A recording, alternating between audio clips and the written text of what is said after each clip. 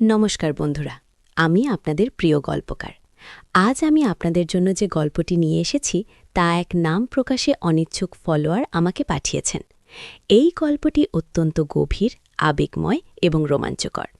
কিছু সম্পর্ক সমাজের চোখে অন্যায় হলেও মনের গভীরে তারা এক অন্যরকম টান সৃষ্টি করে। আজ আমরা তেমনই এক গল্পের গভীরে ডুব দেব। গল্পের কোনো এক ফাঁকে আমি আমার ব্যক্তিগত ইমো নাম্বারটি দেব, তাই নাম্বারটি পেতে হলে পুরো গল্পটি মনোযোগ দিয়ে শুনতে হবে। ফুফাতো ভাইয়ের বৌদির ভাইয়ের শিক্ষকের বন্ধুর প্রতি আমার গোপন দুর্বলতা, পারিবারিক সম্পর্কের আড়ালে লুকিয়ে থাকা অন্যরকম টান। আমার নাম অনামিকা, বয়স ৩৩, বিয়ে হয়েছে ৮ বছর হয়ে গেছে। স্বামী পার্থ ভালো চাকরি করেন। আমাদের একটি ৭ বছরের মেয়ে আছে, শ্রেয়া। মোটামুটি একটা সুখী পরিবারই বলা যায়। কিন্তু সবকিছুর আড়ালে এক অদ্ভুত অচেনা অনুভূতি আমাকে তাড়া করে ফেলে। এই অনুভূতির জন্ম আমার নিজের পরিবারের ভেতর থেকেই। ব্যাপারটা একটু খুলে বলি। আমার ফুফাতো ভাই সুমন, ওর বিয়ে হয়েছে বছর ৫ আগে। ওর স্ত্রী রিয়া বেশ সুন্দরী এবং মার্জিত। রিয়াদের একটা ভাই আছে, অরিন্দম। সে সুমনের থেকে বছর ৩ বড়। অরিন্দম আমাদের বাড়িতে আসত মাঝে মধ্যেই, কারণ ওর এককালে আমার বাবার কাছে টিউশনি পড়তে আসত, আর সেই সূত্রে বাবার সাথে ওর একটা সখ্যতা তৈরি হয়েছিল। সেই সুবাদে সে আমাদের বাড়িতে আসা যাওয়া করত। বাবা মা তাকে প্রায় ছেলের মতোই দেখতেন। আমার মনে আছে প্রথম যখন অরিন্দমকে দেখি তখন আমার বয়স ছিল ১৭, আর সে কলেজে পড়ত। আমার বড় বোন, যে আমার থেকে ২ বছরের বড়, তার সহপাঠী ছিল অরিন্দম। ওর লম্বা রিজু চেহারা, শান্ত অথচ তীক্ষ্ণ চোখ আর কথা বলার ভঙ্গি, সবকিছুতেই একটা আলাদা ব্যাপার ছিল। বোনদের সাথে এসে সে আমার দিকে একবার চেয়েছিল। সেই দৃষ্টিতে কি ছিল তা আজও আমি বুঝতে পারি না। শুধু এটুকু জানি, সেদিন থেকেই মনের ভেতর একটা আলতো দোলা শুরু হয়েছিল। তারপর অনেক বছর কেটে গেছে। আমি বিয়ে করে সংসারী হয়েছি। অরিন্দমও নিজের জীবনে প্রতিষ্ঠিত হয়েছে। সে এখন এক নামকরা বিশ্ববিদ্যালয়ের শিক্ষক। কিন্তু ভাগ্যের কি নির্মম পরিহাস, এই যে আমার ফুফাতো ভাই সুমনের স্ত্রী রিয়া, সেই রিয়ার ভাই হল অরিন্দম। হ্যাঁ, ঠিকই শুনছেন, সুমনের বিয়েতে অরিন্দমের সাথে আমার আবার দেখা। সেই দেখা হওয়াটা সহজ ছিল না। বিয়ের অনুষ্ঠানে তুমুল ভিড়, সবাই আনন্দ করছে। আমি তখন অন্যমনস্কভাবে এক কোণে দাঁড়িয়েছিলাম। হঠাৎ নজরে পড়ল অরিন্দম। সে আমার দিকেই এগিয়ে আসছে। ওর চোখে সেই আগের মতোই একটা শান্ত অথচ গভীর দৃষ্টি। আমার হৃৎপিণ্ডটা ধুক করে উঠল। মনে হলো সময় যেন থমকে গেছে। অনামিকা, তুমি কেমন আছো? ওর গলার স্বরটা একই রকম, শান্ত, গভীর। ভালো আছি অরিন্দমদা, আপনি কেমন আছেন? আমি কোনো মতে নিজেকে সামলে নিয়ে বললাম। অরিন্দমদা বলে সম্বোধন করতে গিয়েও কেমন একটা অস্বস্তি হলো, কারণ মনের গভীরে আমি তাকে তুমি বলেই ডাকতে চাইছিলাম। আমিও ভালো, এই তো সুমনের বিয়েতে আসা। তোমার বিয়ে হয়েছে শুনলাম, কি ভালো। ওর মুখে হালকা হাসি।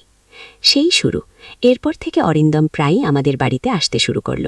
এখন সে রিয়াল বড় ভাই হিসেবে নয়, বরং বাবার পুরনো ছাত্র এবং বন্ধুর মতো আসে। কিন্তু আমার কাছে সে আসার মানে অন্য কিছু। যখনই সে আসত, বাড়ির আবহাওয়াটাই যেন বদলে যেত। আমার ভেতরটা এক অজানা আনন্দে ভরে উঠত। আমার স্বামী পার্থ খুব ভালো মানুষ, আমাকে ভালোবাসে। কিন্তু এই ভালোবাসাটা কেমন যেন গতানুগতিক হয়ে গেছে। সেখানে সেই নতুনত্বের রোমাঞ্চ নেই, সেই লুকোচুরি খেলার উত্তেজনা নেই। আর অরিন্দমের সান্নিধ্যে সেই জিনিসগুলোই আমি নতুন করে খুঁজে পেতাম। একদিন দুপুরবেলা বাড়িতে আমি আর মা। বাবা তখন অফিস। পার্থ আর শ্রেয়া ঘুরতে গেছে। অরিন্দম এলো কিছু বই দিতে। বাবার সাথে কিছু কথা ছিল ওর। বাবা ঘরে ঢুকতেই আমি রান্নাঘরে চলে গেলাম, কিন্তু কান খাড়া ছিল, ওদের কথা ভেসে আসছিল। কিছুক্ষণ পর বাবা একটু অন্য ঘরে গেলেন। অরিন্দম সোজা চলে এলো রান্নাঘরে। আমি তখন সবেমাত্র চায়ের জল গরম করতে দিয়েছি। ও ঘরে ঢুকে আমার দিকে এমনভাবে তাকালো যেন আমার জন্য ও অপেক্ষা করছিল। কি করছো অনামিকা? ওর গলার স্বরটা নিচু। এই তো চা বানাচ্ছিলাম। আমার হাত কাঁপছিল। তোমার হাতে এই সরু সোনার চুড়িটা খুব সুন্দর লাগছে। আমি চমকে ওর দিকে তাকালাম। আমার হাতে কোনো চুড়ি ছিল না, আমি শুধু কানের দুলটা পরেছিলাম, যেটা আমার বিয়ের সময় মা দিয়েছিলেন। আমার হাতে তো কিছু নেই, আমি ফিসফিস করে বললাম। ও তাই নাকি, তাহলে ভুল দেখেছি। ও হাসল, কিন্তু ওর চোখের দৃষ্টিটা অন্যরকম। সেই দৃষ্টিতে যেন কিছু লুকিয়ে আছে। সেদিন আমার সারাটা দিন খারাপ গেল। অরিন্দমের ওই কথাটার মানে কি? ও কি আমাকে অন্যভাবে দেখছে, নাকি আমারই মনের ভুল? এই ভাবনা আমাকে আচ্ছন্ন করে রেখেছিল। তারপর থেকেই শুরু হলো এক অদ্ভুত টানাপোড়েন। অরিন্দম যখনই আসত, ও আমায় দেখত। এমনভাবে দেখত যেন ওর সব দৃষ্টি আমার উপর নিবদ্ধ। আর আমি চেষ্টা করতাম স্বাভাবিক থাকতে, কিন্তু আমার ভেতরটা তোলপাড় করত। ওর চোখের দিকে তাকালে মনে হতো এই দৃষ্টি শুধু আমার জন্যই। এই দৃষ্টিতে আছে এক অন্যরকম উষ্ণতা, এক ফরবিডেন অ্যাট্রাকশন। একদিন বিকেলে বাড়ির সবাই বাইরে, শুধু আমি আর অরিন্দম। বাবা মা তীর্থস্থানে গেছেন, পার্থ শ্রেয়াকে নিয়ে ওর বাপের বাড়ি গেছে। অরিন্দম এলো কিছু বই দিতে। সবাই গেছে? ও ঘরে ঢুকতে ঢুকতে জিজ্ঞেস করল। হ্যাঁ, আজ ফিরবে না, আমি কোনো মতে বললাম। ও সোজা আমার সামনে এসে দাঁড়ালো। ওর চোখে সেই গভীর দৃষ্টি। আমার নিঃশ্বাস বন্ধ হয়ে আসছিল।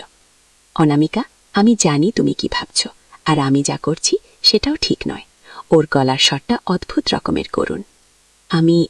আমি কিছু বুঝছি না, আমি আমতা আমতা করে বললাম। মিথ্যে বলো না।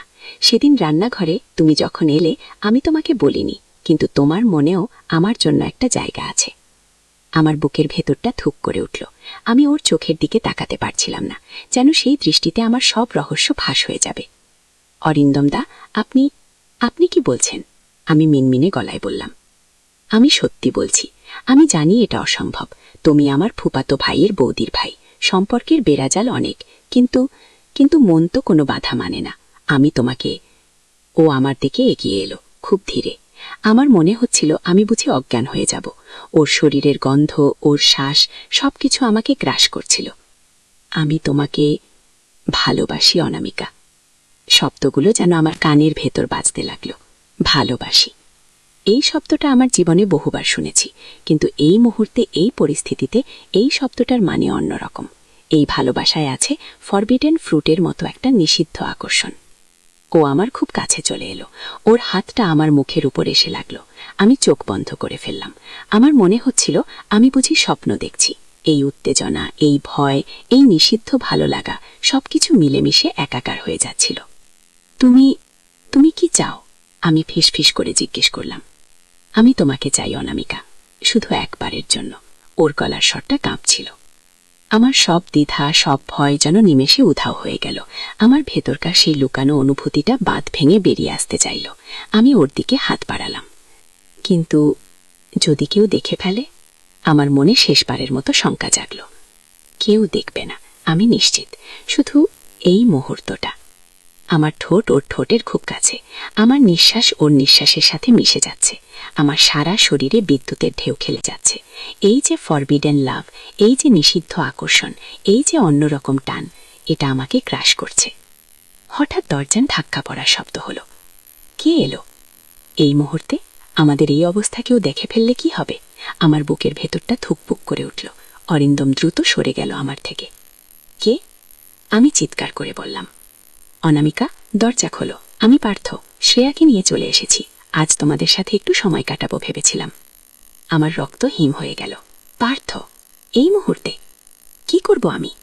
অরিন্দম আমার সামনে দাঁড়িয়ে, ওর চোখেও স্পষ্ট ভয়। জলদি কিছু একটা করো। আমি ফিসফিস করে অরিন্দমকে বললাম। অরিন্দম দ্রুত পাশের ঘরে চলে যেতে চাইল। কিন্তু বন্ধুগণ, আজকের গল্প এখানেই শেষ। আপনারা কি ভাবছেন? এরপর কি হলো? পার্থ কি কিছু বুঝতে পারল? অনামিকার অরিন্দমের এই ফরবিডেন রোম্যান্স কি এখানেই শেষ হয়ে যাবে? জানতে হলে কমেন্ট করে জানান। আর হ্যাঁ, সাবস্ক্রাইব করতে ভুলবেন না। দ্বিতীয় পর্বের জন্য অপেক্ষায় থাকুন।